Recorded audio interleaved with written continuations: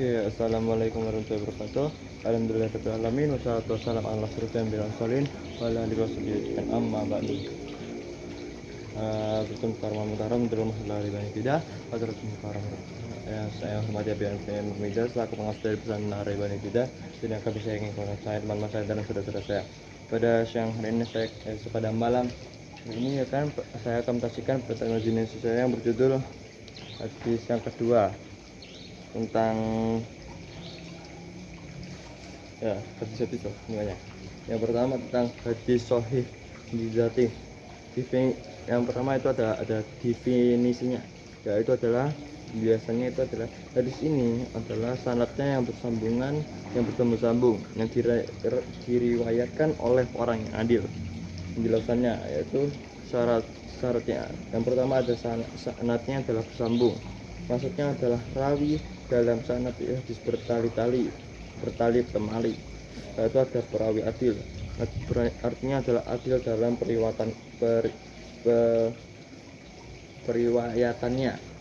Yaitu ada David artinya adalah kuat ingatan. Jadi David itu ada dua, yakni David Hus Sadri, yaitu artinya ingatan rawi itu benar-benar kuat. Jika Dabitul Kitab artinya kuat ingatannya berdasarkan buku-buku catatannya. Yaitu ada kejanggalan, maksudnya adalah adanya perlawanan antara suatu hadis yang diriwayatkan oleh rawi yang dapat dipercaya dengan hadis yang diriwayatkan oleh jamaah.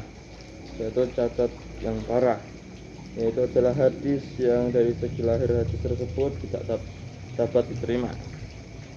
Setelah itu ada contoh hadis sahih lidati, yaitu adalah contohnya oleh Imam Bukhari.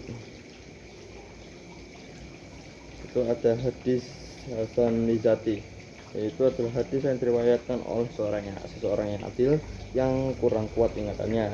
Contohnya adalah hadis yang diriwayatkan oleh At-Tirmidzi. Yaitu Hasan Lisati menjadi sahih ligairi,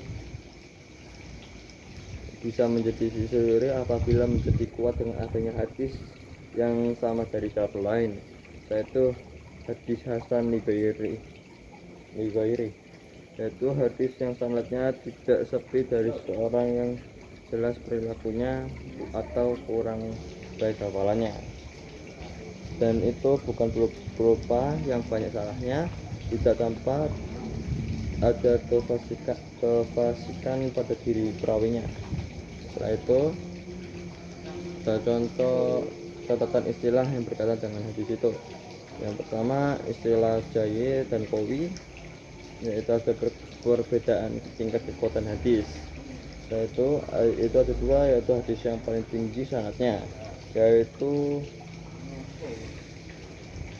contohnya asohul asanid, yaitu ada hadis yang paling tinggi kesahihannya, matannya adalah hadis sahih yang disepakati oleh kedua imam, yaitu yang diriwayatkan oleh Imam Bukhari sendiri.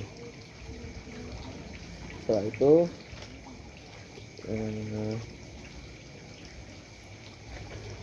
ada hadis dhaif.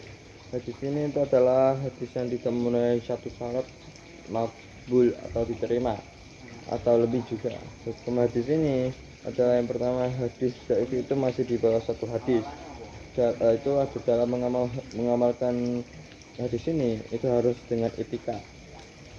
Setelah itu sikap pakar hadis ini itu adalah tidak pasti bahwa ia tidak sahih dan tidak hasan.